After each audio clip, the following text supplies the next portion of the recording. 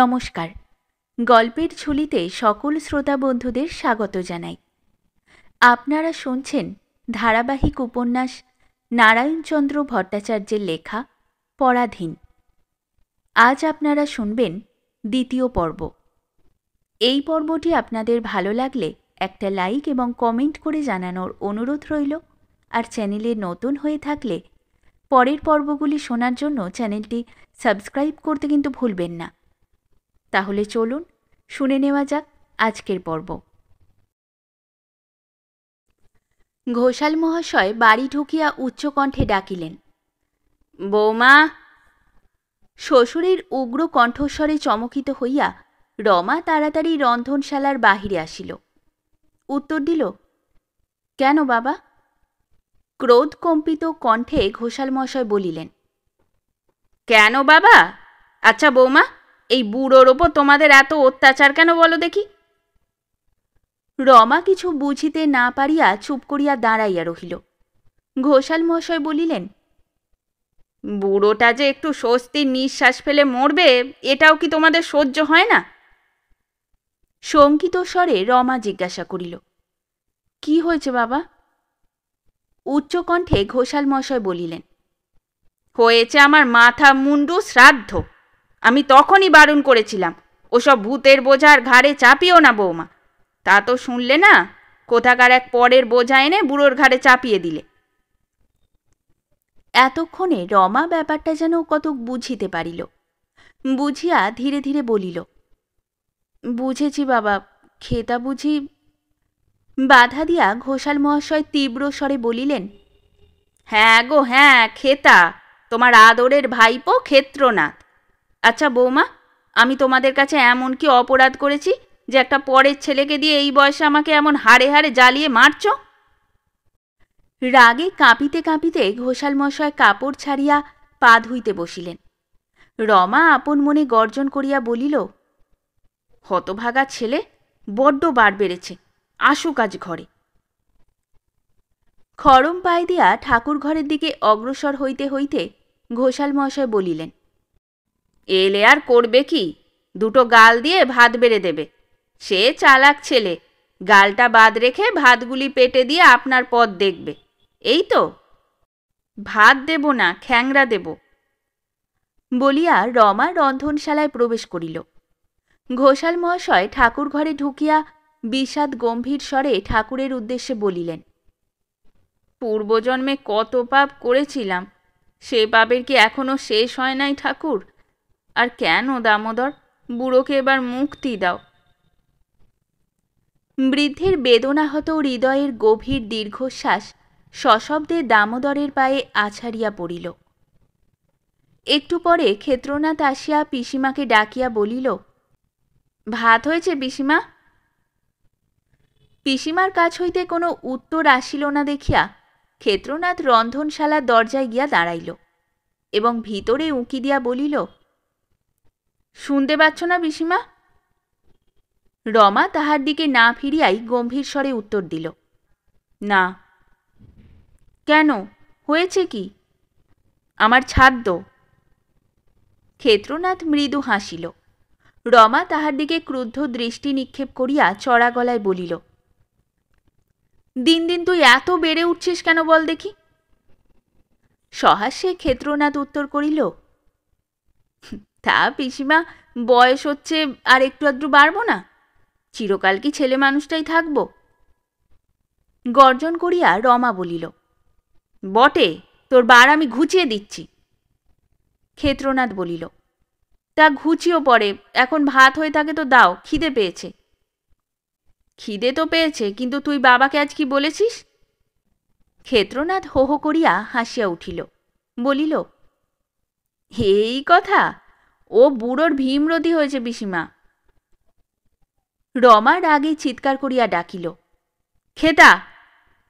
ক্ষেত্রনাথ এবার মুখ ভার করিয়া বলিল, দেখো, খিদের সময় ওসব রাগটা ভালো লাগে না, আগে ভাত দাও। রমা বলিল, দেব না। বারে, ভাত দেবে না তো খাবো কি? ছাই। ক্ষেত্রনাথ রাগিয়া বলিল, বয়ে গেছে আমার ছাই খেতে, ছাই খাবে তোমার বাবা। রমা বসিয়া ছিল, উঠিয়া দাঁড়াইল। রাগে কাঁপিতে কাঁপিতে চিৎকার করিয়া বলিল, বেরো হতভাগা বাড়ি হতে, ঝাঁটায় মুখ ভেঙে দেব তা জানিস। পিসিমার রাগ ক্ষেত্রনাথের অপরিচিত নহে, কিন্তু আজিকার মতো রাগ সে একদিনও দেখে নাই। একে ক্ষুধার তাড়না, তাহার উপর পিসিমার কটূক্তি। সুতরাং ক্ষেত্রনাথ অসহিষ্ণু হইয়া উঠিল। রাগে মাথা নাড়িয়া বলিল, তোমরা কি মনে করো আমার হাত পা নেই, আমি পড়ে পড়ে তোমাদের ঝাঁটা খাব? রমা বলিল, না খাস দূর হয়ে যা, চুলোয় যা। আচ্ছা তাই যাব, বলিয়া ক্ষেত্রনাথ দ্রুত পদে বাড়ির বাহির হইয়া গেল। ঘোষাল মহাশয় ঠাকুরঘর হইতে বাহির হইয়া জিজ্ঞাসা করিলেন, খেতা কোথায় গেল বৌমা? রমা রন্ধনশালা হইতে ভারী গলায় উত্তর দিল, চুলোয়। চুলোয় তো সকলেই গেছে বৌমা, বাকি আছি কেবল আমি। আগে আমি সেখানে যাই, তারপর যার যেতে হয় সে যাবে। রমা কোনো উত্তর করিল না। ঘোষাল মশাই বলিতে লাগিলেন, এই ঠিক দুপুরবেলা ছেলেটাকে না খেতে দিয়ে তাড়ালে বৌমা, তোমার কি একটু মায়া মমতা নেই? তোমার বুক কি পাষাণে গড়া? ঘোষাল মহাশয় যদি রন্ধনশালায় প্রবেশ করিতেন, তাহা হইলে বুঝিতে পারিতেন যে রমার বুক পাষাণে গড়া নহে। রমা তখন চোখে আঁচল চাপা দিয়াছে। রমা কোনো কথা বলিল না, কথা বলিবার ক্ষমতাও তাহার তখন ছিল না। পুঞ্জীভূত অশ্রু কণ্ঠ পর্যন্ত ঠেলিয়া আসিয়াছিল। বধূকে নিরুত্তর দেখিয়া ঘোষাল মহাশয় একটা দীর্ঘ নিঃশ্বাস ত্যাগ করিয়া বিষাদ ক্ষুব্ধ কণ্ঠে বলিলেন, দামোদর, এসব যন্ত্রণা হতে বুড়োকে অব্যাহতি দাও ঠাকুর। তিনি পুনরায় ঠাকুর ঘরে ঢুকিয়া পূজায় বসিলেন। অনেকক্ষণ পরে পূজা শেষ হইল। রমা ডাকিল, ভাত বাড়া হয়েছে বাবা। ঘোষাল মশাই বলিলেন, এখন তুলে রাখো, ছেলেটা না খেয়ে চলে গেল, আর আমি বুড়ো কোন লজ্জায় মুখে ভাতের গ্রাস তুলব বৌমা? চটি জুতা পায়ে দিয়া গামছাখানা কাঁধে ফেলিয়া ঘোষাল মহাশয় বাহির হইয়া গেলেন। রমা রন্ধনশালার দরজায় চুপ করিয়া বসিয়া রহিল। কোথায় যাচ্ছ দাদামশাই? চুলোয়। এদিকে কি চুলোর রাস্তা? রাস্তাটা ভুলে গেছি নিমি, কোন দিকে বলে দিতে পারিস? নিমি বলিল, পারি। তুমি তোমাদের খেতাকে খুঁজতে যাচ্ছ তো? সহাস্যে ঘোষাল মহাশয় বলিলেন, খুঁজতে যাচ্ছি না, কোন দিকে গেল তাই দেখছি। এদিকে আসতে দেখেছিস? নিমি ঘাড় নাড়িয়া উত্তর দিল, কোন দিকে গেল বল দেখি। কোন দিকে যাবে আবার? ভাত খেতে বসেছে। ভাত খেতে বসেছে? একটু রাগত স্বরে নিমি বলিল, হ্যাঁ। আচ্ছা দাদামশাই, তোমাদের খেতুর কি আক্কেল? ঠিক দুপুরবেলা এসে বলে কি না, ভাত আছে রে নিমি। মৃদু হাসিয়া ঘোষাল মহাশয় বলিলেন, ও ছোঁড়ার একটু আক্কেল নেই নিমি। তারপর? নিমি বলিল, তারপর আর কি, মাকে তো জানো, তাড়াতাড়ি ভাত বেড়ে দিলে আর সে খেতে বসে গেল। ঘোষাল মশাই বলিলেন, বটে। নিমি হাত নাড়িয়া বলিল, আচ্ছা দাদামশাই, আমরা গরিব লোক, মা কত কষ্টে দুজনের ভাতের জোগাড় করে, তার উপর ও কোন লজ্জায় এসে ভাত চায়? ঘোষাল মশাই বলিলেন, ওর কি লজ্জা আছে নিমু? তাহলে এসে তোর ভাতে ভাগ বসায়? আমার ভাতে ভাগ বসাবে কেন? মা কি আমার ভাত ওকে দেবে? নিজের ভাতগুলি ধরে দিয়েছে। তারপর মা সারা দিন রাতটা হয়তো উপোস দিয়ে কাটাবে। আচ্ছা দাদামশাই, এরকম উপোস দিলে মা কদিন বাঁচবে? নিমির চোখ দুইটা সজল হইয়া আসিল। সে হাতের উল্টা পিঠ দিয়া চোখ মুছিল। বাড়ির ভিতর হইতে মা ডাকিল, নিমি। নিমি পশ্চাতে মুখ ফিরাইয়া উত্তর দিল, যাই মা। ঘোষাল মহাশয় ব্যস্তভাবে বলিলেন, দেখ নিমি, আমি যে খুঁজতে এসেছিলাম তা ওকে বলিস না, বুঝলি? ঘোষাল মহাশয় দ্রুত পদে চলিয়া গেলেন। নিমি বাড়ির ভিতর ঢুকিল। মা জিজ্ঞাসা করিলেন, কার সঙ্গে কথা কইছিলি? নিমি বলিল। কার সঙ্গে আবার? ও পাড়ার দাদামশাইয়ের সঙ্গে। খেতু তখন আহার শেষ করিয়া জল খাইতেছিল। জলের ঘটিটা নামাইয়া রাখিয়া ঘাড় নাড়িতে নাড়িতে বলিল, হুম, দাদামশাই বুঝি এরই মধ্যে খুঁজতে বেরিয়েছে?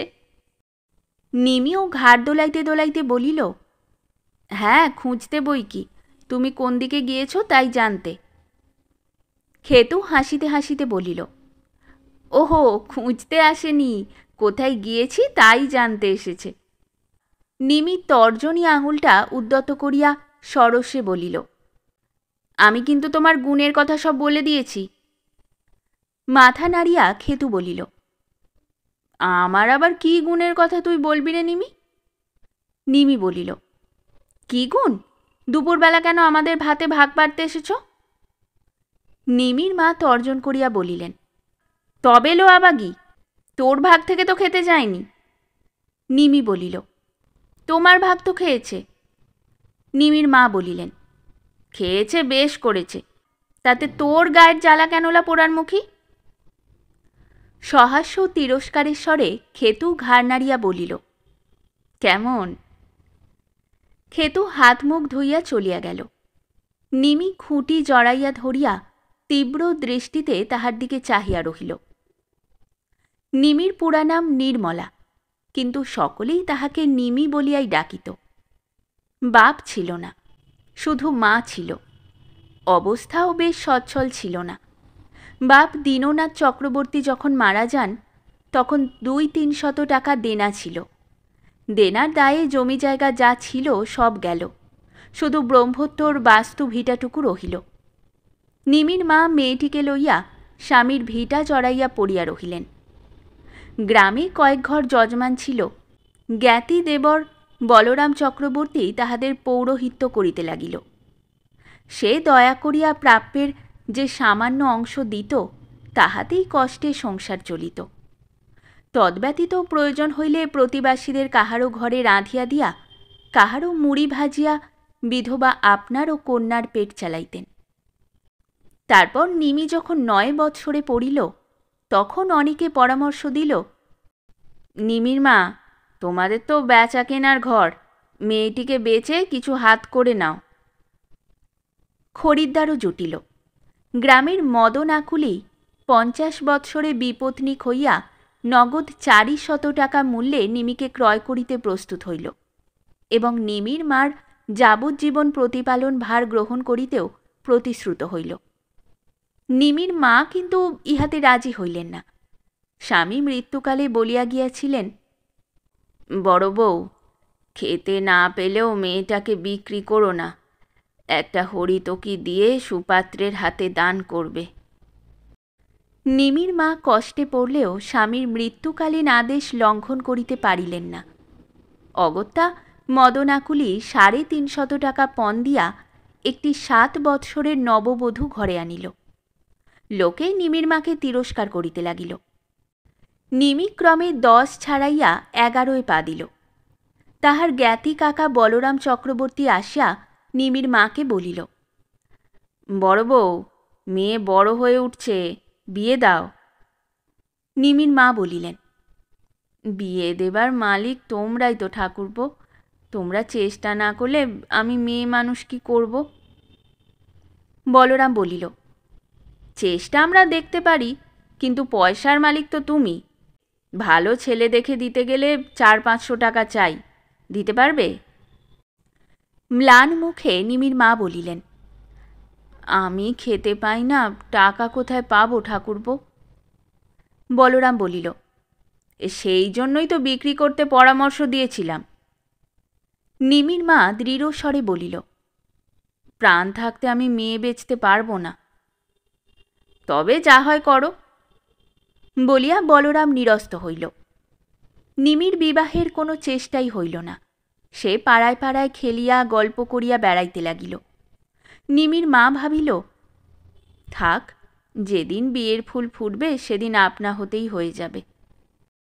নিমি মেয়েটি ভালো, দোষের মধ্যে তাহার রংটা একটু ময়লা, সুতরাং রামধন ঘটক 2-1 সম্বন্ধ আনিলেও 400 টাকার কমে কেহ এই কালো মেয়েটিকে ঘরে লইতে রাজি হইল না। নিমির মা স্বামীর ভিটাটুকু বেচিয়া বড়জোর 100 টাকা সংগ্রহ করিতে পারিতেন, কিন্তু 400 টাকা তাহার পক্ষে আকাশ কুসুম ছিল।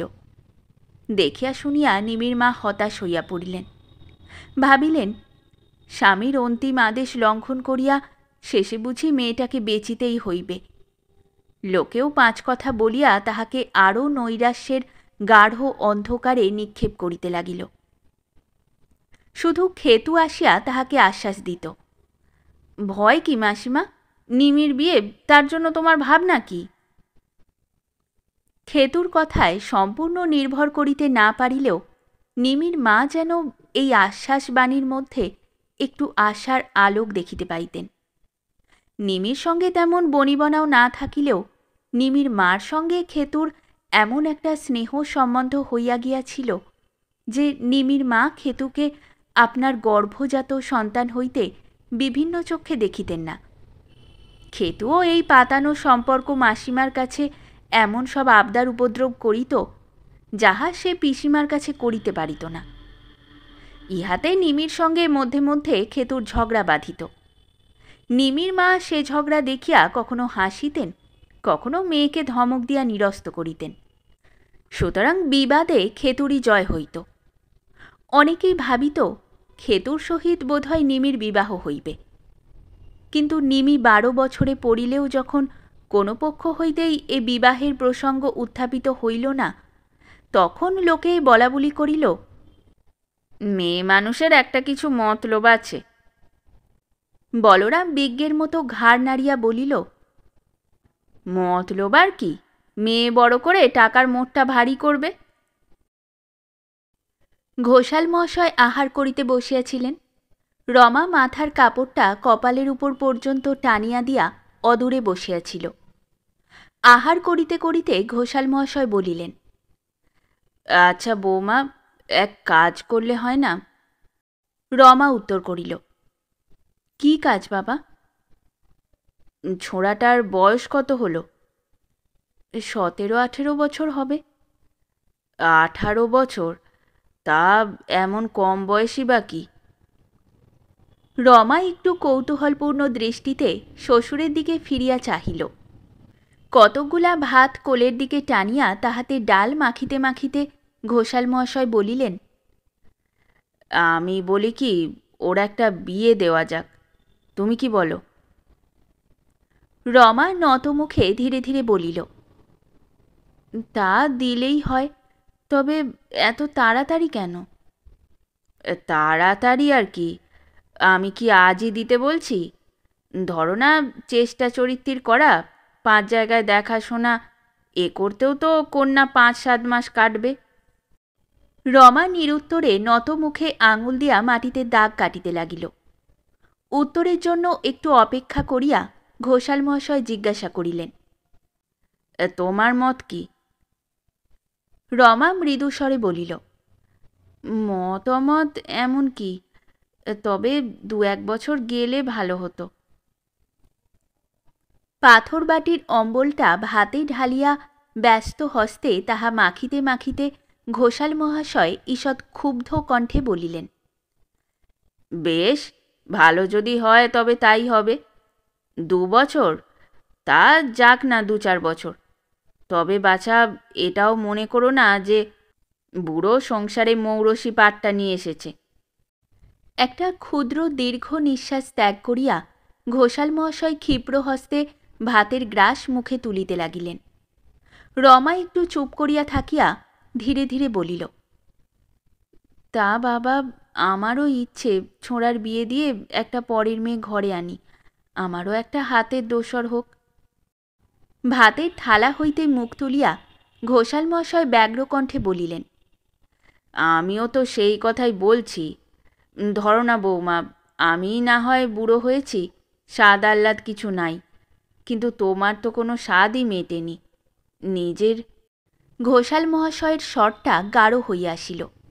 তিনি একবার কাশিয়া গলাটা পরিষ্কার করিয়া বলিতে লাগিলেন, নিজের সেসব তো ফুরিয়ে গিয়েছে, একটা পরের ছেলে মানুষ করেছ, এখন স্বাদ বলো আহ্লাদ বলো সকলই তো তাকে নিয়ে। মুখ নিচু করিয়া রমা বলিল, তা বটে বাবা, কিন্তু ও ছোঁড়া তো মানুষ হলো না। ওর যেরকম ভাবগতিক দেখছি, তাতে একটা পরের মেয়েকে ওর গলায় দিয়ে শেষটা। বক্তব্যের অসমাপ্ত অংশের প্রতিধ্বনি করিয়া ঘোষাল মশায় বলিলেন, শেষটা পস্তাতে হবে, তাকে ভাত কাপড় দিতে পারবে না এই তো? পারবে না কেন?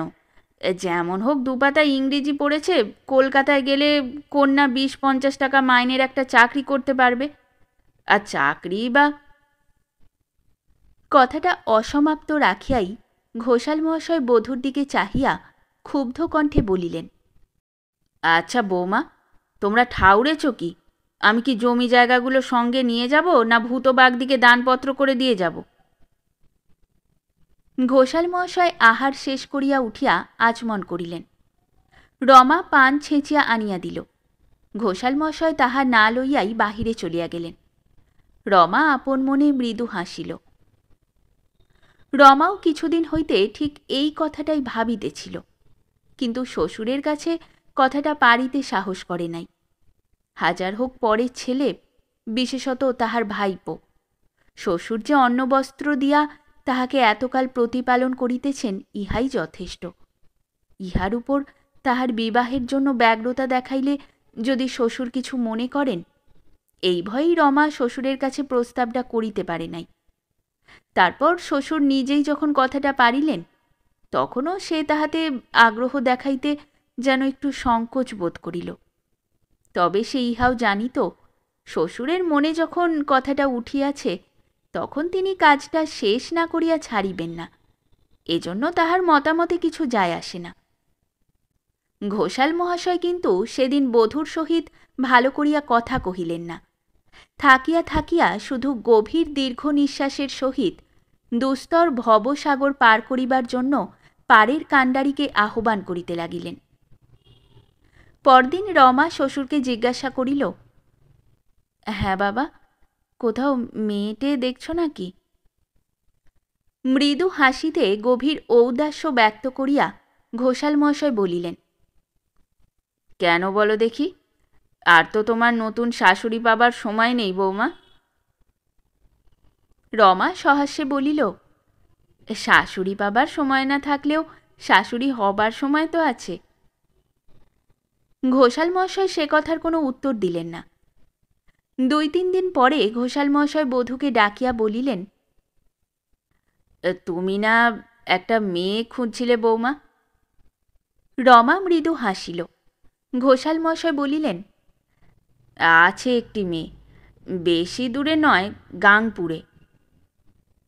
রমা বলিল, দেখতে শুনতে ভালো তো?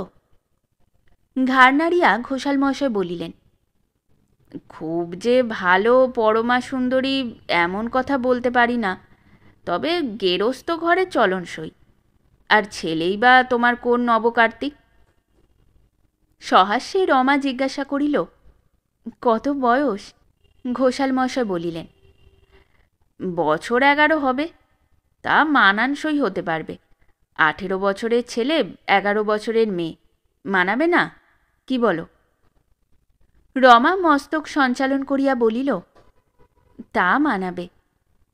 ঘোষাল মহাশয় বলিলেন, বংশ ভালো, বনেদি ঘরের মেয়ে, তবে কিছু দিতে থুতে পারবে না।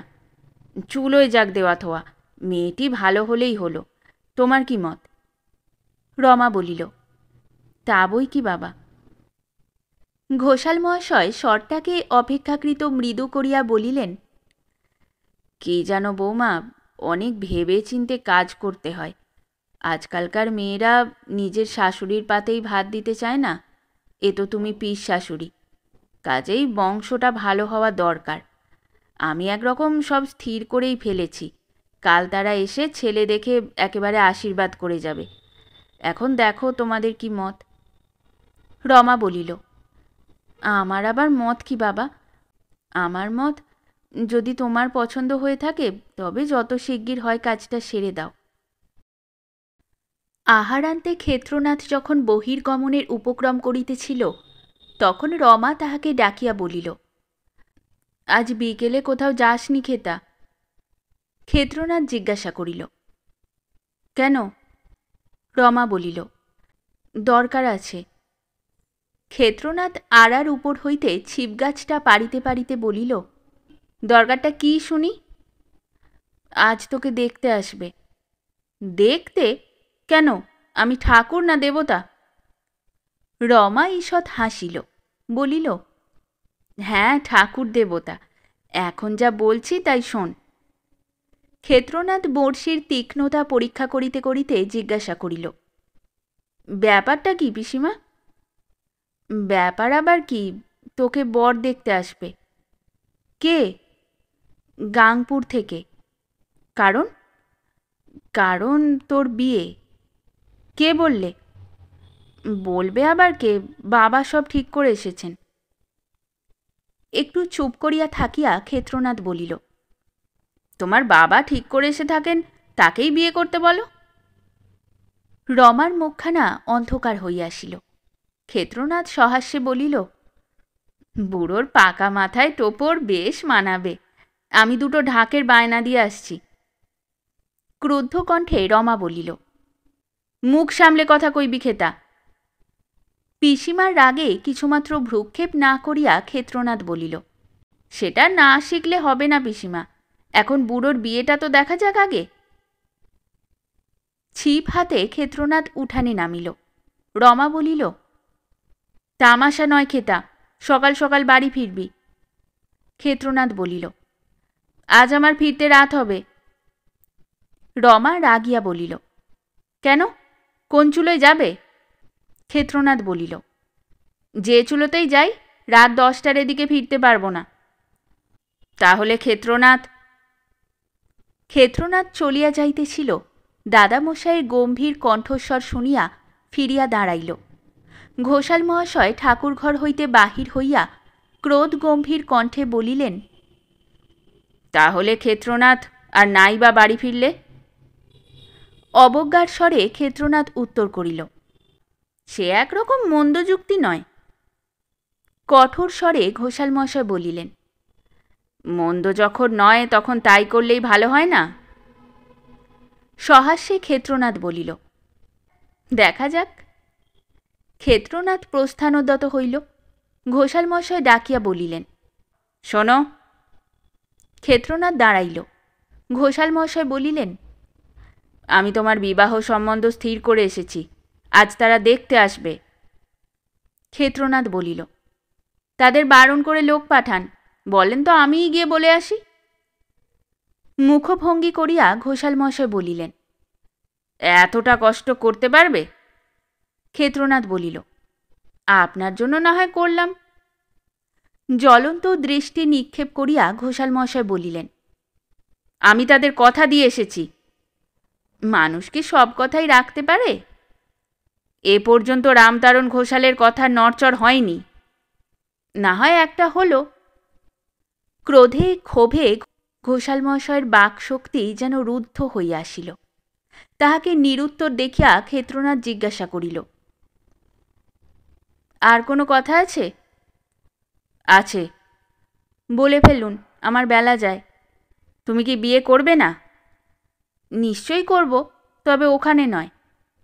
কোনখানে? সে পরে বলবো।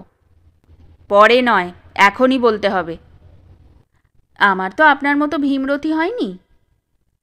রাগে কাঁপিতে কাঁপিতে ঘোষাল মহাশয় বলিলেন, খবরদার খেতা, তোকে বিয়ে করতেই হবে। সহাস্যে ক্ষেত্রনাথ বলিল, কারণ? কারণ আমার হুকুম। কেন, আপনার ভাত খাই বলে? চিৎকার করিয়া ঘোষাল মহাশয় বলিলেন, হ্যাঁ, ভাত খাও বলে। ক্ষেত্রনাথ ছিপগাছা মাটিতে ঠুকিতে ঠুকিতে বলিল, যদি না খাই? না খাও, দূর হয়ে যাও। ক্ষেত্রনাথ ছিপগাছা মাটিতে ফেলিয়া মাথা উঁচু করিয়া দাঁড়াইল। উত্তেজিত কণ্ঠে বলিল, বেশ, তাই না হয় যাব। যাব নয়, যাও এখনই, এই মুহূর্তে। ক্ষেত্রনাথ দাঁতে ঠোঁট চাপিয়া দ্রুতপদে ঘরে ঢুকিল। ঘরে ঢুকিয়া ত্রস্ত হস্তে জামা গায়ে দিল। ছাতাটা লইয়া চটি জুতা পায়ে দিল। ঘোষাল মহাশয় তীব্র কণ্ঠে বলিলেন, জামা কাপড়গুলো তোমার বাবার রোজগার করা নয় গো নবাব পুত্তুর। ভ্রুকুটি করিয়া ক্ষেত্রনাথ বলিল, ভয় নাই, এগুলো ফেরত পাবেন। ক্ষেত্রনাথ দ্রুতপদে বাড়ির বাহির হইয়া গেল। ঘোষাল মহাশয় দাঁড়াইয়া অজগর শ্বাসবৎ ঘন ঘন নিঃশ্বাস ত্যাগ করিতে লাগিলেন। রমা এতক্ষণ যেন কাঠ হইয়া রান্নাঘরের দরজায় দাঁড়াইয়াছিল। ক্ষেত্রনাথ চলিয়া গেলে সে ধীরে ধীরে শ্বশুরের কাছে আসিয়া সান্ত্বনাস্বরে বলিল, চুলোয় যাক বাবা, ওর জন্যে তুমি দুঃখ করো না। ঘোষাল মহাশয় অধীরভাবে বলিয়া উঠিলেন, দুঃখ? তুমি খেপেছ বৌমা? ওই হতভাগা নেমো খারামের জন্যে আমি দুঃখ করব? এ আর কেউ নয় বৌমা, রামতারণ ঘোষাল। ভবা ছোঁড়াকে নিজের হাতে পুড়িয়ে এসেছি, আর ওই পরের ছেলে চ্যাংড়া ছোঁড়ার জন্য দুঃখ করব? ভাত বাড়ো বৌমা, অনেক বেলা হয়েছে। রমা তাড়াতাড়ি ভাত বাড়িয়া দিল। ঘোষাল মহাশয় গিয়া আহারে বসিলেন এবং সেদিন তিনি এত ক্ষিপ্রহস্তে আহার শেষ করিলেন যে রমা তাহাতে বিস্মিত না হইয়া থাকিতে পারিল না। আহারান্তে ঘোষাল মহাশয় ছাতা চাদর লইয়া বাহির হইলেন। রমা জিজ্ঞাসা করিলে বলিলেন, পাপের প্রায়শ্চিত্তটা করে আসি, ভদ্রলোক এসে ফিরে যাবে। তখনই বলেছিলাম বৌমা, পরের ছেলে, কর্মভোগ কর্মভোগ, এই ভোগের শেষ কবে হবে দামোদর? সন্ধ্যার সময় ঘোষাল মহাশয় যখন ফিরিয়া আসিলেন তখন তাহার মুখ দেখিয়া রমা ভীত না হইয়া থাকিতে পারিল না। ঘোষাল মহাশয় আসিয়া অবসন্নভাবে দাবার উপর বসিয়া পড়িলেন। গভীর বেদনা জড়িত কণ্ঠে বলিলেন, সে চলে গেছে বৌমা, সত্যি চলে গেছে। রমা জিজ্ঞাসা করিল, কোথায় গেল? ঘোষাল মহাশয় বলিলেন, কলকাতায়। কলকাতায়? কলকাতায় কি আছে? একটা দীর্ঘ নিঃশ্বাস ত্যাগ করিয়া ঘোষাল মহাশয় বলিলেন, তা জানি না, তবে সে চলে গেছে। দীননন্দী স্টেশনে তাকে কলকাতার টিকিট কিনতে দেখে এসেছে। রমা নিরুত্তরে দাঁড়াইয়া রহিল। দিনের শেষ আলোটুকু নিবিয়া গেল। স্তূপে স্তূপে অন্ধকার আসিয়া গৃহ প্রাঙ্গণ ঢাকিয়া ফেলিল। রমা ডাকিল, আহ্নিকের সময় হয়েছে বাবা। স্তব্ধ অন্ধকার রাশির দিকে চাহিয়া চাহিয়া ঘোষাল মহাশয় উচ্ছ্বসিত কণ্ঠে বলিলেন, দামোদর, আমার সন্ধ্যা কি এখনো হয়নি ঠাকুর?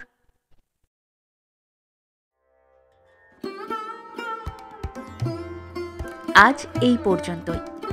গল্প পাঠে এবং বিভিন্ন চরিত্রে আমি তৃষিতা। এই পর্বটি আপনাদের ভালো লেগে থাকলে লাইক এবং শেয়ার করে দেবেন, আর চ্যানেলে নতুন হয়ে থাকলে পরবর্তী পর্বগুলি শোনার জন্য চ্যানেলটি সাবস্ক্রাইব করতে কিন্তু ভুলবেন না। খুব তাড়াতাড়ি পরবর্তী পর্ব নিয়ে ফিরে আসব। সকলে ভালো থাকুন, শুনতে থাকুন গল্পের ঝুলি।